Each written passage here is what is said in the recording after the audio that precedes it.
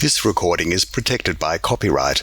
No part may be reproduced without the prior permission of the University of South Australia.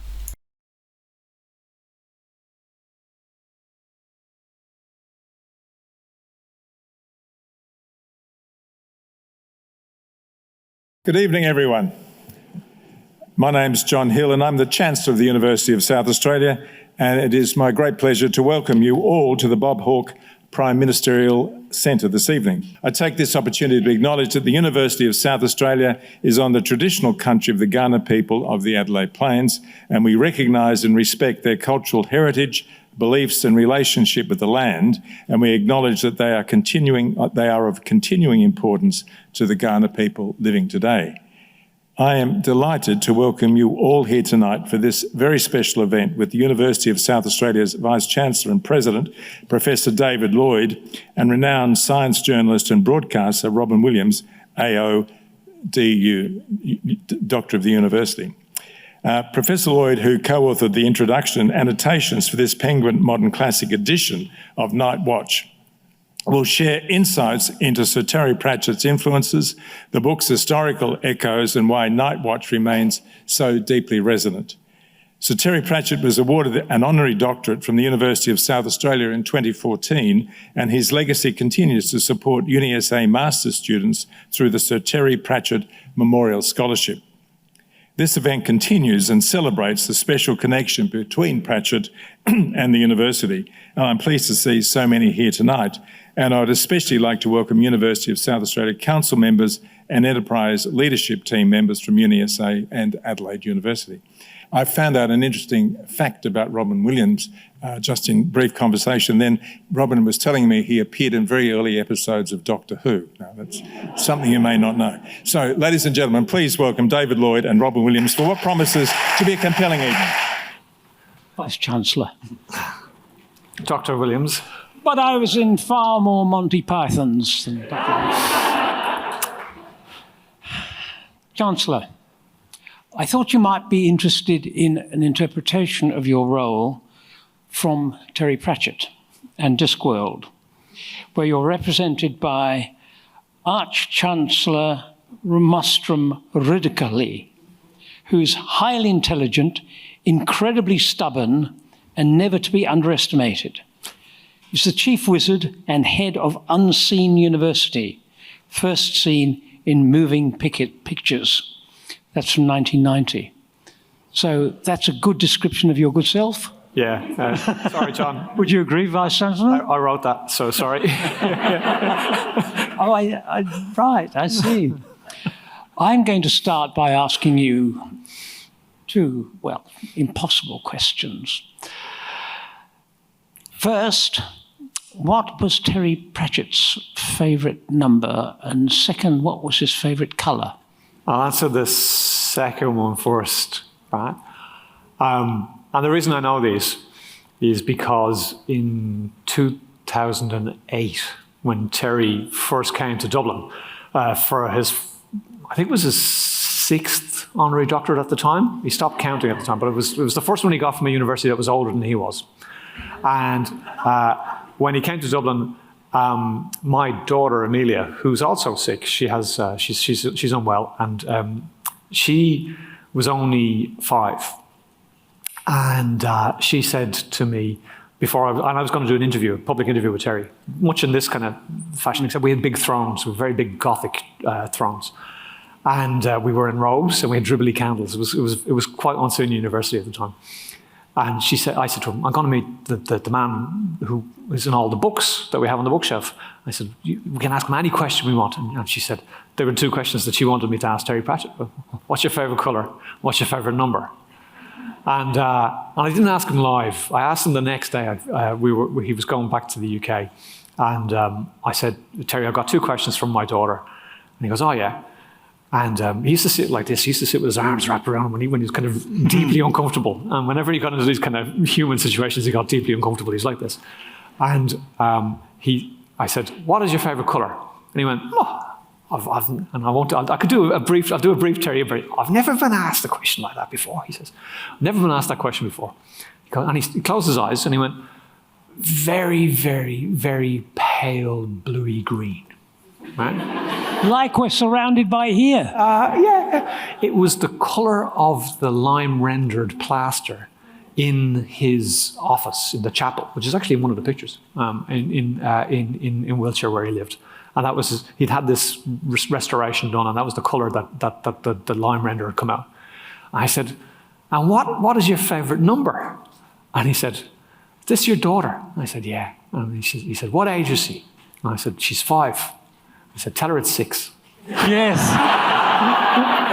You can tell from that how the man's mind worked. Associations, ones that tell you more, both about him and the subjects, the numbers and the... Because most of us would just, off the top of our heads, mention something that doesn't matter and it would disappear. But people who write good stuff have associations like that. Now, I asked a few people, my colleagues, about Terry Pratchett, and I expected them to say, huh? Or vaguely heard about it or something like that. In fact, all the young, smart people, obviously in the ABC, I'm surrounded by young, smart people, almost as young as I am, 82.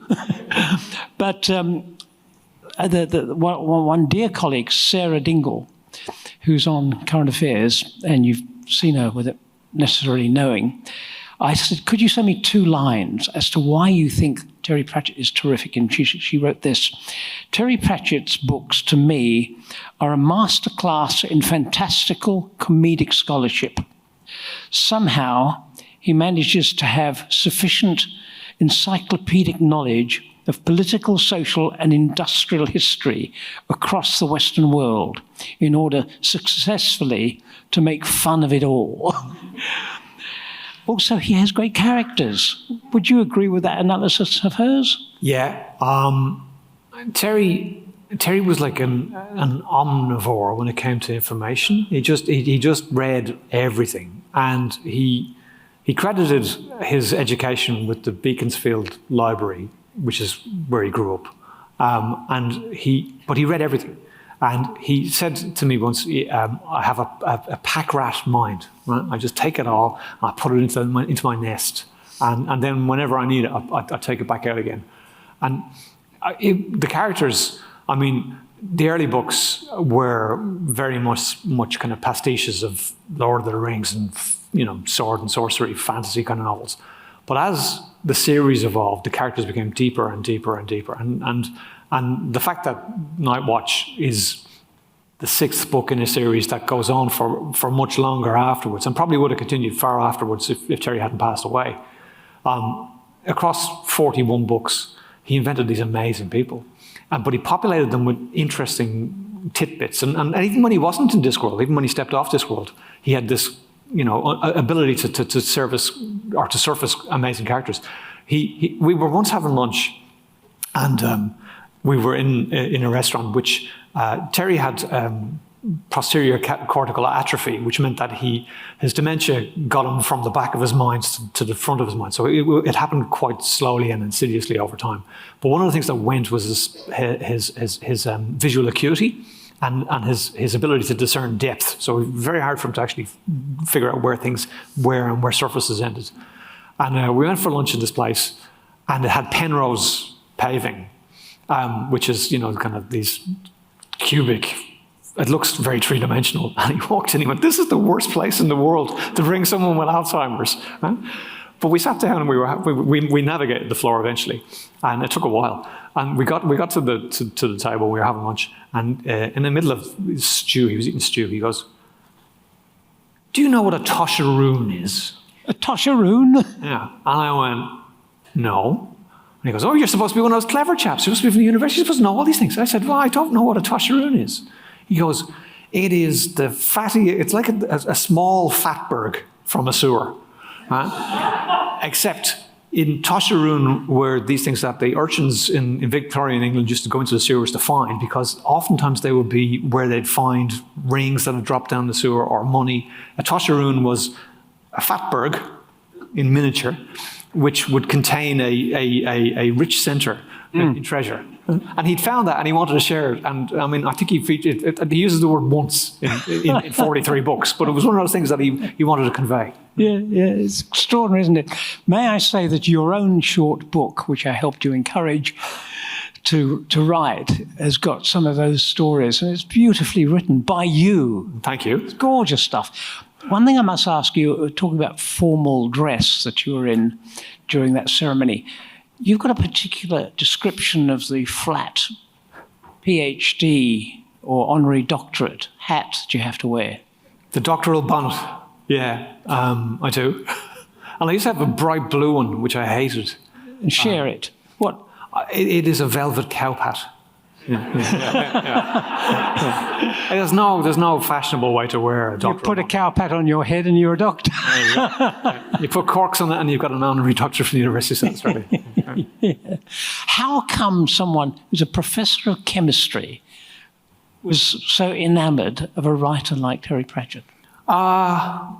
The first Pratchett book I picked up was in 1988, and I was 14, and it was a mate of mine, Justin Vogelsang. Justin he loaned me a book. He said, "You have to read this. This is so funny." And I read lots of books, but it was Sorcery, which is like book 5 in the series. It's not even the start. It's not even the first book in Discworld. And by the third page, I thought it was the funniest thing I'd ever read. And I remember going into my parents going, "You have to hear this," and reading pieces out loud to them. And I just thought it was witty, it was imaginative, it was captivating. The covers were like this massively colourful thing. And I was hooked, absolutely hooked. And then I discovered that there were 4 more before that, and then there was lots more after it. So, you could read into them. And it became this annual event. When a new Pratchett book would come out, you'd wait to get it. And I remember then graduating from the Corgi paperbacks, which is what I could afford to buy when I was in my teens, to when I actually had a paycheck and I could buy the hardcover versions. And the first hardcover Pratchett book that I bought was Nightwatch. Wow. And it was also the first book I got Terry to sign. When he signed it, he said, "I've devalued it now." But Nightwatch was written after a bit of a lull in his writing. He slowed down to only about 10 books a year. No, it was a bit of a break. Why did he start again, and why was it so successful? There's a few theories. So Rob Wilkins was Terry's literary manager, and he's the state manager now. And it was Rob who asked me to get engaged in doing the book. And we'd known each other since 2008 when Terry got us on doc. But Rob's view is that Terry's been dead now for 10 years. And in those 10 years, he's sold 20 million copies posthumously. So he sells 2 million copies a year, even without trying, right? And that's with no new material. So he sold about 100 million copies of the Discworld novels since the first one came out. And by the time of Nightwatch, Terry was in the Big Read top 100. He actually I think he had 3 books as a living author in the BBC's top 100. And he was the best-selling English language author in the world at that stage, in terms of he was the UK's #1. And then Harry Potter arrived. And J.K. Rowling had created, whereas Terry had always been kind of in this interesting space where he's writing comic fantasy, but they were largely allegory, and they weren't meant to be taken as swords and sorcery. This was this fantastical, magical universe of Hogwarts and what have you. And she knocked Terry so far off his perch from a bestseller perspective that he suddenly wasn't the top UK author anymore. And at that time, when Nightwatch was written, it was Rob's view is that it was Terry was on one level he had the creative space to just write what he wanted to write, not to actually satisfy to have to be the top one again. He was just writing the book he wanted to write. But the other one was that Rob says he wrote it with a fury and an anger, and the pages were just piled up because he was released from this burden of bestseller. It was a very, he wrote a lot of books simultaneously. That was usually, he'd have 2 or 3 books on the go. Nightwatch was one where it just flowed out of him. Yeah, indeed. You mentioned Harry Potter just now. Now, I've got a theory.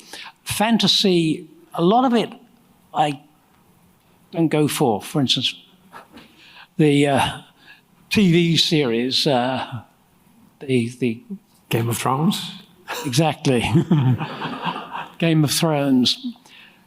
The minute they started killing people and indeed throwing a child off the cliff or a young dog off the battlement of a castle, I've had that.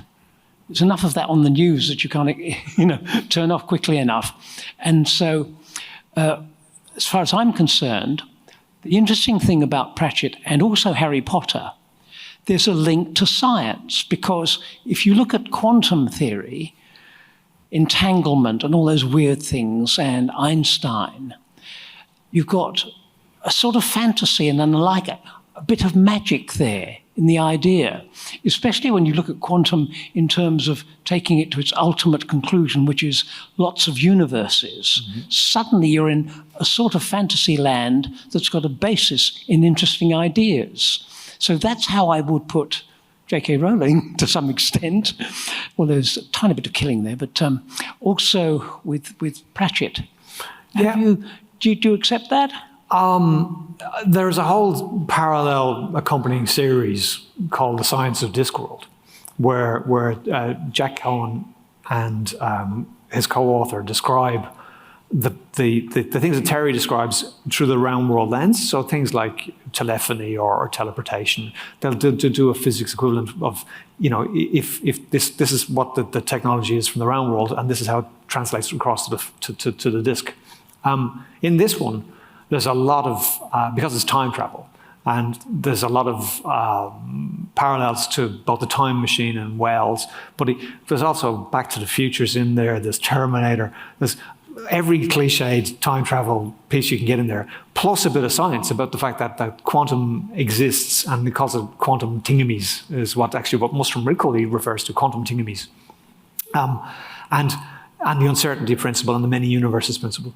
And when we were doing the annotation for the uncertainty principle, we said it's almost certainly a reference to the uncertainty principle, which I think slipped through to the keeper.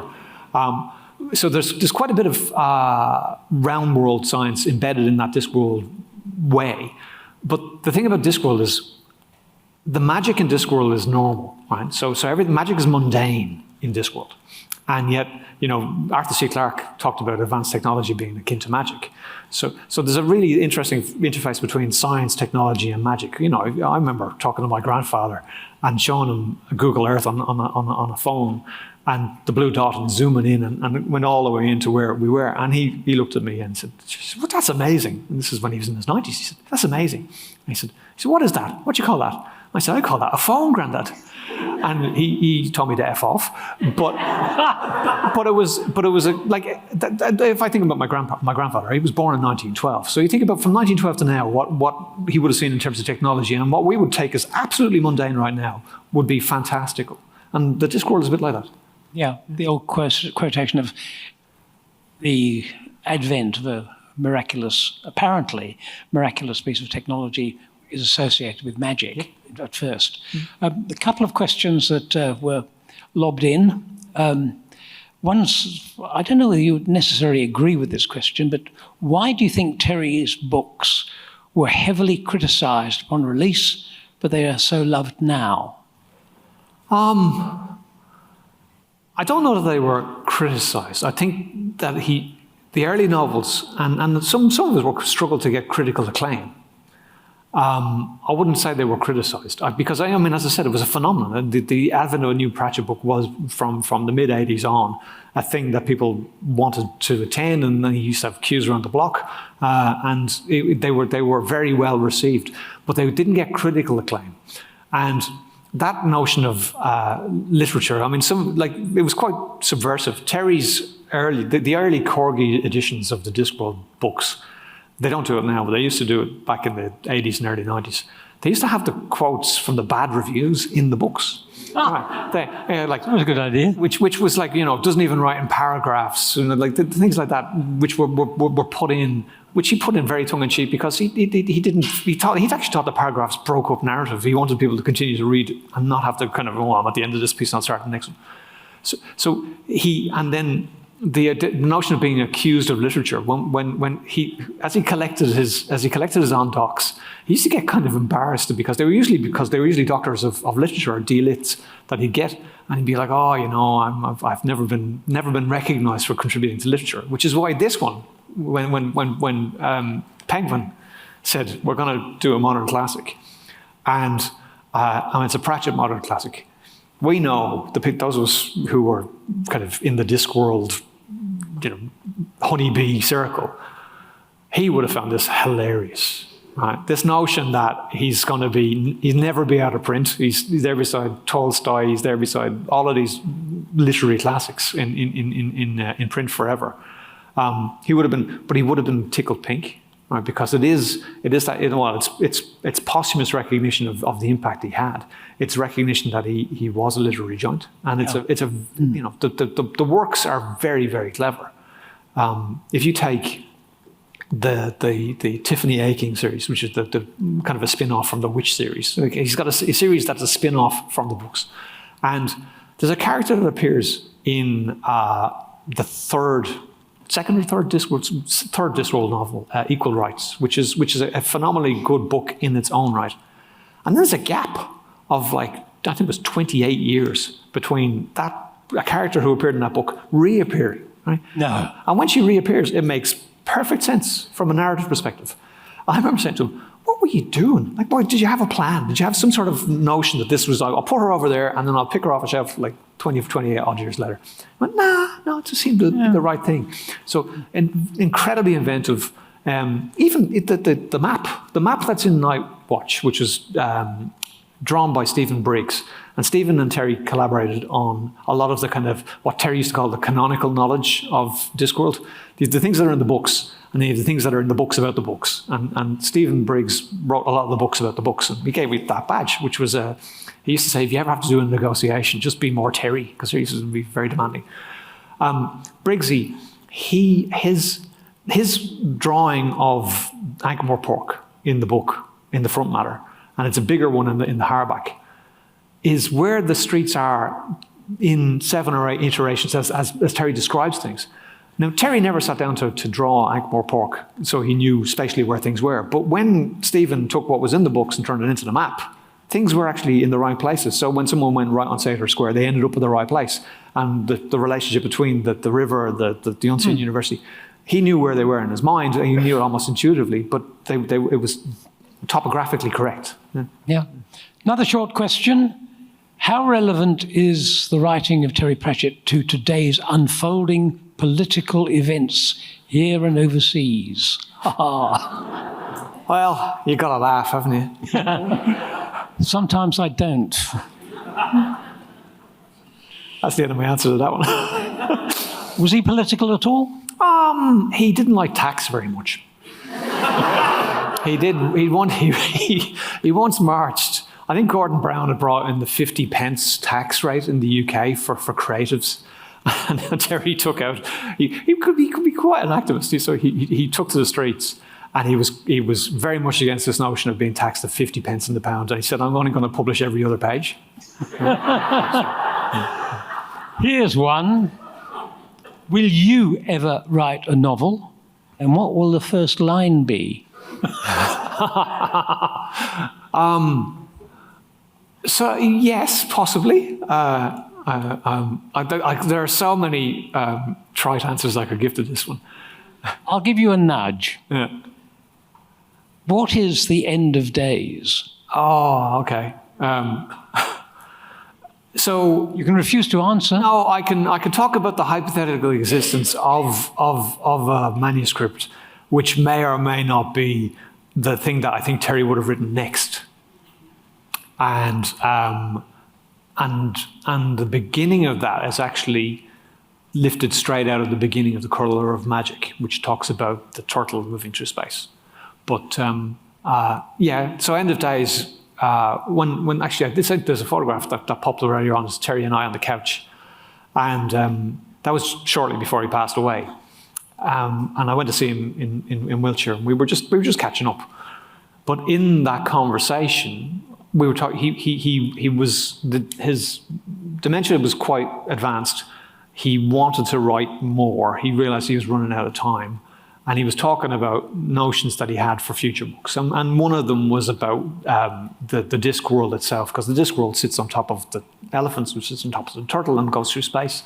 But the notion that the turtle was ill, was ailing, was one of the things that he wanted to put in place. And that kind of gave me a spark of a notion of an idea. And that might be what End of Days is possibly about. Yeah.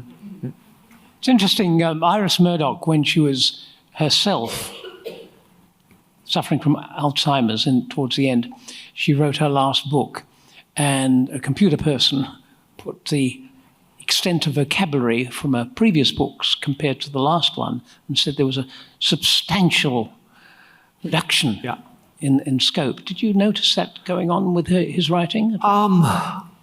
What I noticed was, as the later books, so from around Snuff or Raising Steam, Terry was a touch typer. So when he wrote books earlier on, he touch typed, and he was very he was a very efficient and producer of novels, because he was a journalist originally. So he was an old school kind of typewriter guy, and he began to realize the impact of the atrophy in he lost his ability to touch type. He was making more and more errors, and so then he switched over to drag and dictate software to actually be able to talk to the computer, to be able to just dictate how the novels would work.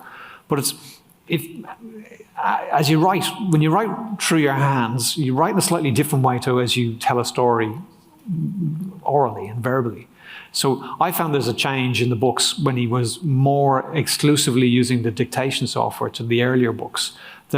They are more discursive. There's more conversations in the book. There's less descriptive passage, because it's kind of lots of conversation in Nightwatch. Yeah.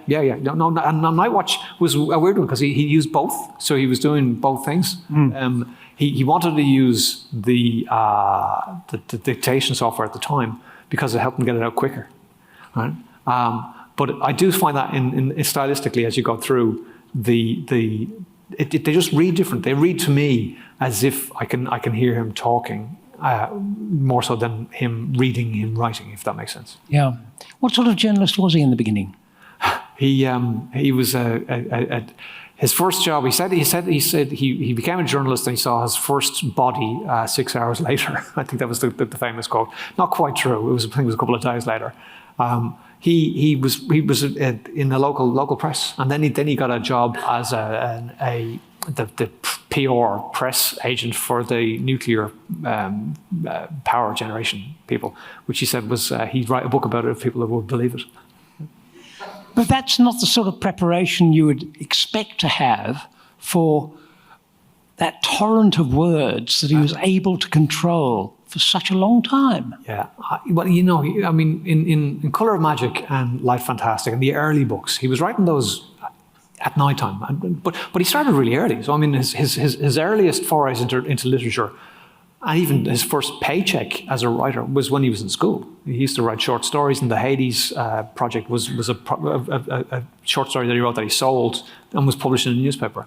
And then more recently, people have found that while he was working for the paper, he was also writing short stories and getting them published in the paper, but he did them under a pseudonym.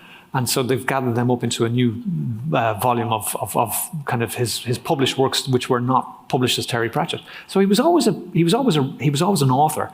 I think he got more and more sophisticated as time went on, and I think that's because he always said. He used to complain whenever he had to do anything with the university, and I used to make him do all sorts of things with the university. He complained, I could be writing books. So that was his job, and if he wasn't doing his job on a daily basis, he kind of felt like he wasn't providing, and he wasn't doing what was expected of him. Dublin, I suppose most people have been to Dublin at some point, and Trinity College Dublin is a wonderful place, and I used to stay at building number 5, I think it was, above the rugby pitch. Mm-hmm. And that's where he lost his ring. The library, the length, and the statues, it's just magical in so many ways. But it has a tremendous tradition. Okay, you've got some people like Oscar Wilde misbehaving in all sorts of ways. We may be in the gutter, but we're looking up at the stars. That was his excuse, wasn't it, to some extent? But when you suggested you wanted to give Terry Pratchett an honorary doctorate. Surely someone whinged. No. The doctorate went through reasonably easily in terms of Terry was a phenomenally successful author at that stage, and a lot of his books took place in the university. So there was a kind of a tenuous link to making it. And I wanted to meet him, right, which is one of them, because I was a fan. I thought this is a great excuse to actually get to meet the person you want to meet. You might notice a trend in the honorary doctors of the University of South Australia. George Takei. But when Terry got the letter, because the way it worked in Trinity was nominations went into a nominations committee, and then you never knew who was going to get up and who wouldn't, and the Chancellor would sometimes tell me, I'm being far too populist. You're being far too populist, David, I'd be told. But Terry got through on merit, right? And then the letter went to his house, or actually went to his agent, to Colin Smythe, and Terry said, no, I don't want it. I've got 5, I don't want even. But Colin Smythe was a graduate of Trinity College, and he was an on-doc of Trinity College himself as a publisher from Anglo-Irish literature. And Rob Wilkins, who was Terry's, at that stage, personal assistant, had worked for U2 in Dublin and loved coming to Ireland. So he was kind of pressured into saying yes. And he arrived over into the university. And again, it was like when I first met him, he was sitting on the edge of a couch like this. Right? He just didn't want to be there because he wanted to be writing. Right? And but then he warmed up, because on the same day that he got his on-doc, we had Jocelyn Bell, the astrophysicist, and what was that guy? David Attenborough. I know, I'm just being funny. David Attenborough. Right? So you had Terry Pratchett and David Attenborough and Jocelyn Bell, like just amazing people. And I remember going to a dinner that night, and Terry was great. He was on fire, which was better than the very first conversation I had with him, which I'll come back to in a second. But in the course of the dinner, I mean, it was dinner with Terry Pratchett and David Attenborough, and I spent most of the night ignoring David Attenborough, which is not good. I made up for it afterwards, but it wasn't good. When I met him, because as far as I was concerned, he was the photograph on the inside cover of a book, and I had, I didn't know what he was like, and some people are nice and some people are not nice, and he was looking quite like he didn't want to talk. And I went in and we said hello to him, and making chit chat, and I said, what are you working on now? And he said, I'm working on this. I said, and when is that going to come out? And this is a year after he'd been diagnosed with Alzheimer's, so I wasn't quite sure where we were on the whole Alzheimer's journey. So I was being very tentative in my exploration. Plus, I was starstruck. And he goes, it's coming out. He goes, what year is this? And I thought, oh my God, you poor man. That's so bad. And he went, I'm only taking the piss. One thing about Jocelyn Bell where she wasn't taking the piss was when she was interviewed, Jocelyn Bell was in her anorak or something, duffel coat, checking the signals coming from outer space to measure something else. And there was a regular beat, beat, beat. And these, of course, this was the advent of the pulsars. And this was sensational news when it was confirmed. And when I think Daily Mail, a couple of the tabloid papers came along to interview her, the first thing they wanted to know was her vital statistics. It's true. She gave them. And, of course, her two colleagues, senior men, got the Nobel Prize and she didn't. And when I asked her how she felt about that, she said, I've been dining out about that for years since, it's the first thing that people want to know about. But David Attenborough, you know how old he is at the moment? I reckon David's 98? 99. 99, yeah. Next birthday, the 8th of May, he'll be 100. Yep. Please let him be 101 or 2 or 3 or 4. Yep, indeed. And that is an example talking about something that looks at the present circumstances that people are discussing in politics, for example, productivity. There's productivity for you. David Attenborough keeping going he's been working, I first met him in Leicester, most wonderfully modest person. And a brother who was a pretty well famous actor, Lord Attenborough. And there's a third brother who was in the motor trade. No one's ever heard of him. The lesser spotted brother. Yes, exactly. But then when it comes to the embuggerance, how did you feel about his description of it? Saying it's more or less a bloody nuisance, but beyond that? When the diagnosis, well, as I said, I met Terry a year after diagnosis, and he published a kind of open letter, and he was at that stage very, very, very keen in cures and interventions and therapies and what you might want to be able to do to stave it off, which is completely understandable. He became a frequent visitor to the uni, and we had some very good neuroscientists, and we had some very good technology people where he would engage with them and just kind of stimulate them as a kind of a case study, right? What can you do for me, which would do for other people? But then he threw himself into the BBC documentary series. So he did, Living with Alzheimer's, and then he did the one where he went to Dignitas with Smedley, who because he was interested in assisted dying and became a very, very strong advocate for assisted dying. He also wanted to get as many books out of his mind and onto the page as he possibly could. So he became, which is why he got more annoyed when people asked him to do things, took him away from writing. So he became an activist, to your point about how political it was. And the political angle was about the fact that assisted suicide or assisted dying was illegal in the UK. And he was incredibly worried that if Lynn, his wife, took him to the airport to take him to Switzerland, that she could be arrested for assisting, right? And that was the way the law was structured. So he wanted to have that changed. And he said, there's a great Spike Milligan quote about, I don't mind dying, I don't want to be there when it happens. Terry's version of that was, I don't mind dying, but I'd like to be there when it happens. Right? So it weighed on his mind, and for 6 years, it wasn't very noticeable. He was on Aricept. He was taking care of to the best of his ability of the condition. But then when the decline happened, it happened very, very steeply. Of course, he couldn't come here to accept his doctorate from this university. But how did the scholarship come to be? Well, given that he was a man of imagination, because he knew his time was limited, he wrote letters, and he put the letters in the safe, and he told Rob, when I pass away, open the safe and there will be some letters for you to read.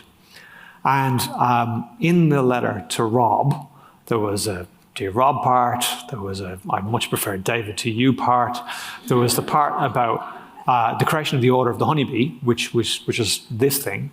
But there was one line that said, I rather fancy a scholarship, talk to David and make it happen. Right? And Rob, when Terry passed, I remember my phone went off because it was overnight here from our perspective, and the next day it was everywhere. And then Rob got and goes, there's a letter, and we want to do a scholarship. So he left an instruction from beyond the grave for us to put that in place. And so I went up to the UK. We sat down with his lawyer. We went through the letter. We said, this is how it'll work. And the Discworld Foundation gave us what was at the time the biggest gift to the arts and humanities in terms of scholarship in Australia. It was fantastic. And it's perpetual. It's there. It's. And what's it going to fund? What exactly, if you wanted it? It funds a master's by research student. In fact, now we've got enough in the corpus for it to be a PhD student. It funds a PhD student to produce work of any discipline, any domain, any genre, which is in some way linked back to the works of the Discworld. So it could link science and the Discworld, it can link literature and the Discworld, and they spend half their time here and half their time in Trinity College in Dublin, and it covers everything. Has it started yet? Yeah. We kicked it off in, I'd say 2016, from memory, and the next applications are open in 2027. And what about your own plans? They asked me that when I turned 80. And Robyn, what are your plans? It's called the euphemistic question. At least I didn't find it such. But the one thing I found extraordinary about both Hobart and this town is that they're clearly scientific towns. There's no doubt about it at all. And if you compare, say, Sydney's smug in many ways. And they just absolutely assume that they've got all the goods, the treasures, the sites, and so on. But they've only got one scientific Nobel Prize winner. Oh, the fickies. And his name is Sir John Cornforth. A chemist. And he's a chemist. Was, yes. And what I set up maybe about a year and a half ago was the top 100 Australian scientists. You could be from overseas, it didn't really matter, but as long as you did most of the work here and had some aspect of your personality, your activity that made a difference. I mean, Pratchett is an extraordinary example of this. And when it comes to Sir John Cornforth, why should you know about him apart from the work that was done on the shape of molecules and how they act, macromolecules, proteins becoming enzymes and therefore predicting which proteins or macromolecules would evolve next. And this man, apart from anything else, couldn't hear a word. He was stone deaf. Imagine studying chemistry to that level through high school, through Sydney University, if you can't hear. Fortunately, later in life, he met Rita, whom he married, and she was not only wise about chemistry, but she could also interpret what he was trying to say in language like that. Now, when you look at this town, the list of extraordinary scientists is almost endless. I'm rather fond of Mark Oliphant because he was a friend. And I was very annoyed when Oppenheimer, the film, came out. And he was left out because he was an essential part of that.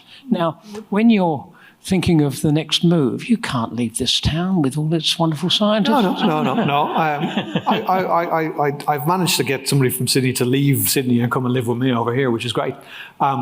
But that Nobel Prize, right, to describe macromolecules and the way they interact with small molecules, right, that underpinned my PhD, right, and my path to becoming a postdoc and my lectureship and my journey to Trinity College. And you could trace a path from that Nobel Prize all the way to me sitting here tonight. So the annotated version of Night Watch may actually owe something to the sole Nobel Prize winner from Sydney. The connections, it's amazing, isn't it? Yesterday I had another experience. I went to the Marriott Hotel. Some people are nodding. Which used to be, of course, the old GPO. It still is, to some extent. Half of the building is preserved as that great one, and the other half is the new stuff. And it is all geared to illustrate the ancientness and the activities and using art. But it's celebrating Sir Charles Todd. Mm-hmm. How many people know about Sir Charles Todd in this room? How many people are related to Sir Charles Todd in this room?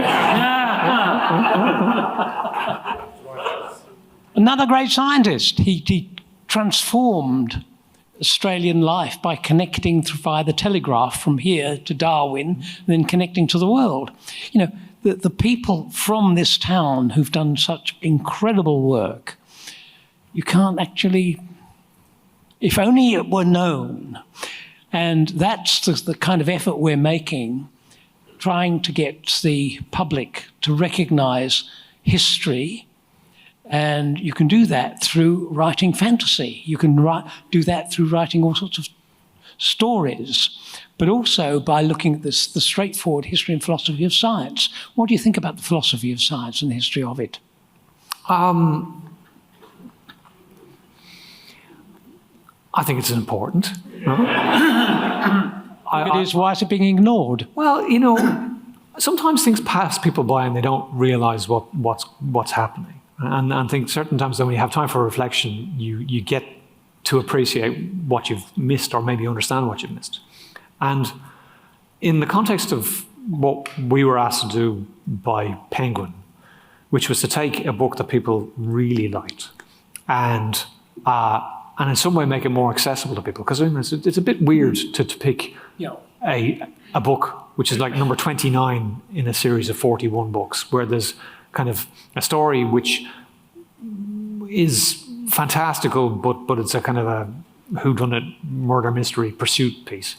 And then, argue the literary merits of it. So we were doing kind of the philosophy of literature in that regard. But in it, we also managed to work in some hard science. Well, we put in a lot about quantum and quantum thingamies.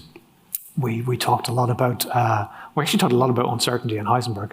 But we also, from a diagnosis of missed things, which if you think about the philosophy of science in the way in which people dissect the way things that have happened unfolded. When I read Night Watch as a Discworld novel, and you kind of go, okay, this is what happens and what happens next, and you get to the end. You don't realize that there's the use of a descriptive term like a haggler, right, which was somebody whose cart couldn't get into Ankh-Morpork.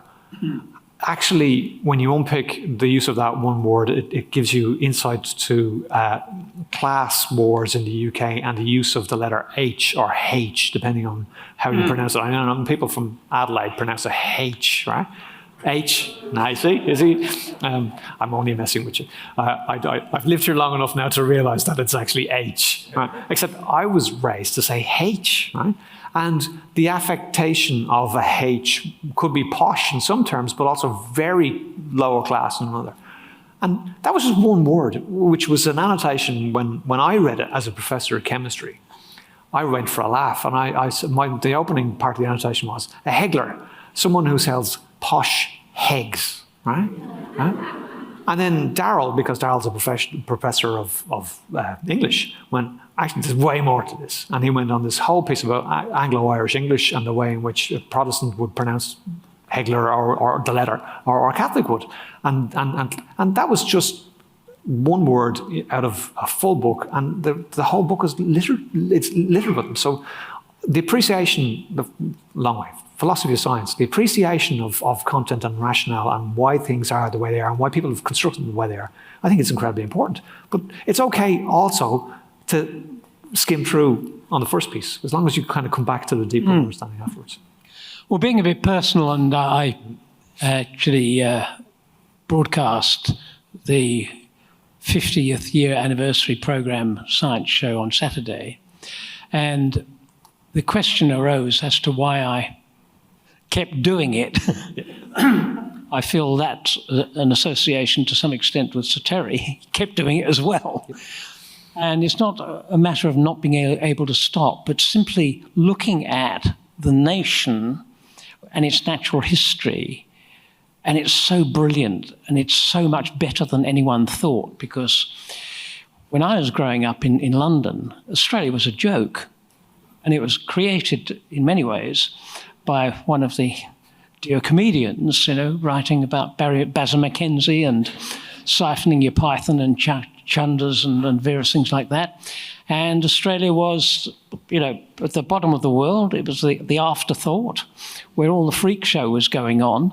Just like if you remember the bar scene in Star Wars with all those monsters. Now you realise that, in fact, evolution of so much was here affecting the rest of the world. Birdsong, mammals. Mammals came from Australia, not just the ancient ones.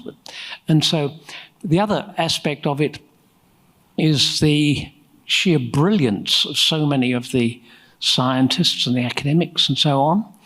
But when it comes to the support for it, I'm asking you to be slightly political, now you're stepping down. 1.6% of GDP is given to science, scientific research, which is, I think, not even half of some of the leading countries. It's nowhere near. And the average is 2.2. Sorry? It's nowhere near the leading. If you look at Korea, South Korea's putting in 4.6. That's right, like Israel used to be. Yep. Yeah. So we, as a nation, this is a real diversion, but as a nation, we chronically underfund creativity and undervalue creativity, and that's both on the arts and humanities and social sciences side of the house and in the sciences. Right? So it's not just about science. Like research in its broadest sense is underfunded and underappreciated. When you think about what Australia has given the world, right? Just the very fact that you can go home and stream Netflix is because of an Australian invention, right? And it's because of what we did in radar, which gave rise to Wi-Fi, which gave rise to the fact that you got, your password with an exclamation mark at the end of it, and you can use it to access. You can watch Good Omens, right? On streaming, and yet we sort of. Why would you want to become an importer of great ideas? Right? That was proposed by a prime minister. Why are we doing research? Why don't we just buy it from somewhere else, right? And if I was going to get on a Pratchettian kind of high horse on this one, I would go with William Rowan Hamilton. Has anyone heard of William Rowan Hamilton? He's an Irish mathematician. You can count to 10, and he worked on non-Newtonian mechanics, and he worked on a thing called quaternions. And his work on quaternions, he was walking to work, and he had an epiphany. And when he had this notion of how to solve this really complicated mathematical equation, the ballpoint pen hadn't been invented, so he took a penknife out and he scratched the formula into the wall of a bridge, right? It's called Broom Bridge. It's on the way to Dunsink Observatory, which is where he worked. And he was made professor at 16 in Trinity. Super genius. And this was 1845 when he solved the problem of quaternions. And you know when it had application? When we landed on the moon. Right? It was the mathematical equations which allowed us to calculate the three-dimensional geometry to land on the moon. And it's also how computer graphics work. So it underpins all of the maths of 3D rendering. Right? Now, if he'd written a grant application in 1845 and said, I would like some money to study pure mathematics because in 124 years, someone will land on the moon, and then 30 years later, Buzz and Woody will win the first kind of animated Academy Award. I don't think he would have got funded. Yeah? However, right, what people want now is someone to produce Buzz and Woody. We'll just buy it, right? But without that kind of capability and capacity and support, we will never get innovation. And the thing, Terry, do you know what Terry's pet hate was? Tinfoil. Hated tinfoil, right? And the reason he hated tinfoil was because we just scrunch it up and throw it away. And he thought about how much energy goes into the production of aluminium, a metal, from a rock, so that we can wrap our Kit Kats in it and just throw it away. And when the monument, the Washington Monument was built in the States, the top was aluminium because it was such a precious metal, right? And here we are, just discarding it, right? So, but the need to invest in research has never been greater, and we're never going to have a green economy if we don't put money into science and social work and policy, because we need people to actually change behaviours as well as having bright ideas. So, yeah, you got me on a high horse. It's not political. It's common sense. But it's got.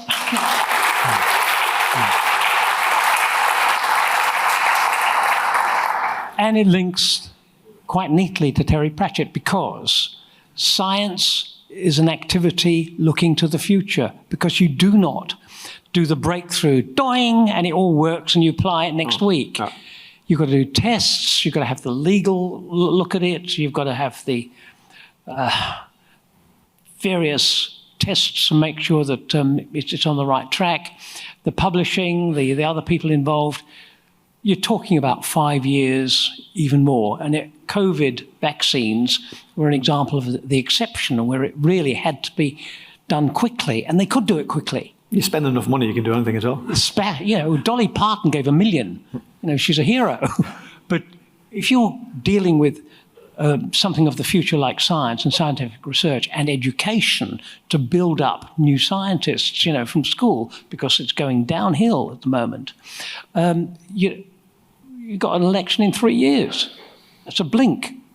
So there's something one has to do, and via literature, like Terry Pratchett's literature, which is talking about the nature of the future and experimenting and being somewhat satirical about it. You're nodding, do you agree? Well, so, if we go right back to Sorcery, the first one that I read when I was 14, when I was 14 or 15, I knew I wanted to be a scientist. Right? And in Pratchett's books, there are scientists-like people, right? They've got the wizards doing what they do. And then, in fact, we could talk about his relationship with Australia. If you think about The Last Continent as a book is set in the Discworld equivalent of its 4X, which is the Lost Continent. And Rincewind the Wizard ends up down here because of a miscalculation in transportation. But and he gets every morning he wakes up and he has to beat the ground because of the spiders and the budgerigars wake him up. And the things that when I came to Australia, I would frequently beat the ground because of the spiders, and the budgies would wake me up. But Terry used to have the guild. The guilds are a big thing. So the guild of seamstresses, the guild of thieves, and there's a guild of alchemists, right? And they have no roof on the building because it frequently blows off. Because I was a chemist, so I used to find these misadventures in alchemy very amusing because they kind of paralleled my experiences as an organic chemist. And when I wrote my own PhD thesis, I had a quote from Moving Pictures, which is a book about the creation of cinema, which is reliant on alchemy to make the nitrocellulose, which is not a good idea, right, to make the film stock. And the quote related to the difference between a good alchemist and a great alchemist was about knowing when to be on the far side of the bench when the explosion was going off. Right? I'm paraphrasing. It's along those lines. I put that into the book, and I got Terry to sign my PhD thesis when I met him. I just wrote on, very true. And he said to me, tell me about your PhD. And my PhD was about the production of anti-malarial compounds. And we made this whole series of compounds that killed malaria. But I had to use a lot of cyanide to make these compounds. The starting material was a cyanide compound, and it meant that I had to make a lot of cyanide, and I wasn't very popular in the lab because, the more you get exposed to cyanide, the higher your tolerance goes. So I was okay doing things on the bench, and the guys in the lab would all be kind of staggering around saying, please stop. And I was telling Terry about the fact that with my PhD, I had to wash my hands before I went to the bathroom because I was using these compounds. And then a parcel arrived in my office in Trinity, and it was UK postmark, and I opened it up, and it was a book, and it was called The Poison Principle. And it's by Gail Bell. It's an Australian author who wrote about her grandfather who poisoned his sons. Right? It's a history of poisoning.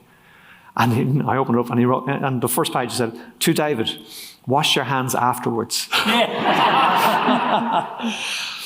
I asked you a couple of questions at the beginning, and we're nearly towards the end. So you mentioned mathematician just now. Can you think of two mathematicians who really made you laugh and who are good at writing and maybe even music? No. we haven't rehearsed this. So this reminds me very much of the time I got my honorary doctorate from Unseen University, from Terry Pratchett, in a room very like this with about as many people in it. And he asked me questions, and I didn't know the answers. And I'd spent an hour interviewing him, and he goes, "Oh, now it's my turn." Mm-hmm. And I went, "Oh yeah." And I was thinking, this is interesting. And the questions he asked me, the first question he said to me was, what is the motto of the Unseen University? Right? I was exactly the same. Crickets, not a clue. And I'd read every book. And it's now you see it, now you don't, right? In Latin, right? And I thought to myself, bugger that. Why didn't I know that? And so after that, he, out of sympathy, right, in pure sympathy, he still bestowed the doctorate on me. And it's in my office here. I've got my honorary doctorate signed by Rid Cully, and I got a scarf, and I have a badge, and I'm entitled to skip the queue in certain senses. So there's a big list of things. It's a doctor of Sweet Fanny Adams, which is really, really important, right? But at that time, he'd asked me the question. He asked me 3 questions, and I didn't know the answers to any of them. And I thought to myself, I thought I was pretty good at this. I thought I knew what was going on in the books. I mean, many, many years later, Penguin are going to ask me to do annotations because I seem to know what's going on in the books. And I reread all the books. And it took me a while because there were quite a lot of them at the time. And then the next time I saw him, I said, Terry, those questions you asked me, the answers are not in the books because they weren't.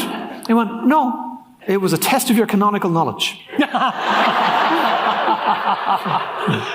I thought you were going to mention something to do with a certain lecture going on in that Dublin. One. Yeah, that didn't make me laugh. Which, really, I think it's so much to do with the quantum question of mathematics but not a very nice person. Schrödinger? Yeah. All right. So let's Schrödinger lecture in Dublin.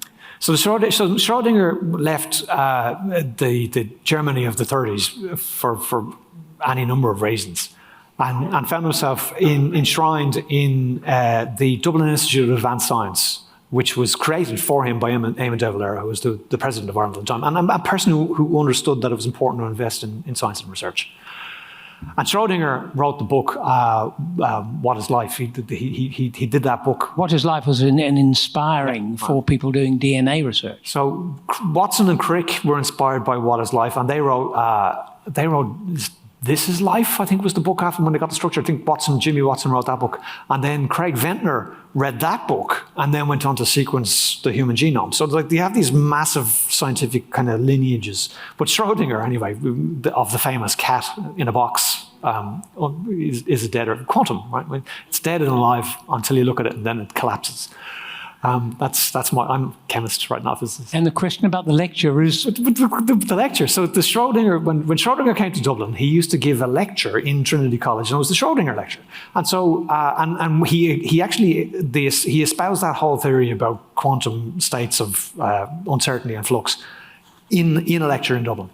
And so then Trinity, to capitalise on that, would run the Schrödinger lecture on an annual basis.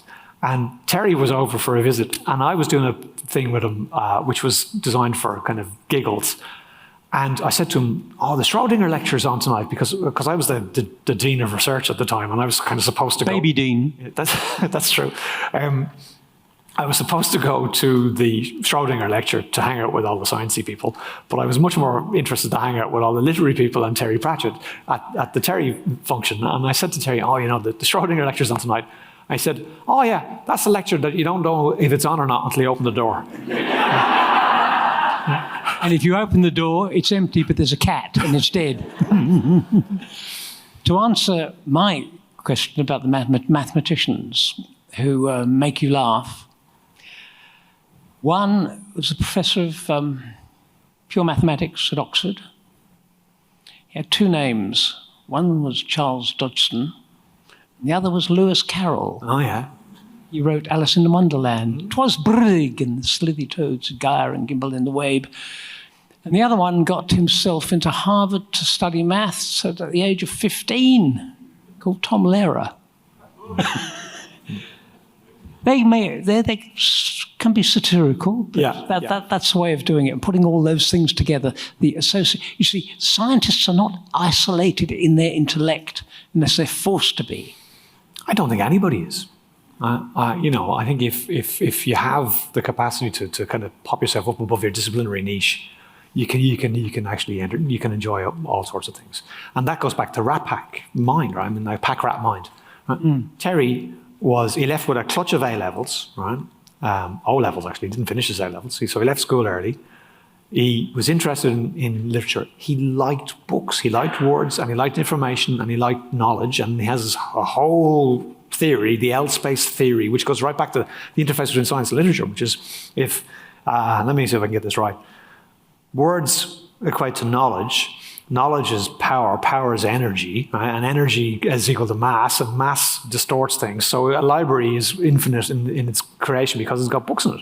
It's the L-space theory that the power of words can distort space and time, which is why when the hero of our novel, Sam Vimes, is on top of the Unseen University dome in the book and it gets struck by lightning, because of the nature, the Mobius nature of the library itself, that's how the time travel thing happens. It's this kind of connection of all these bits and pieces. So.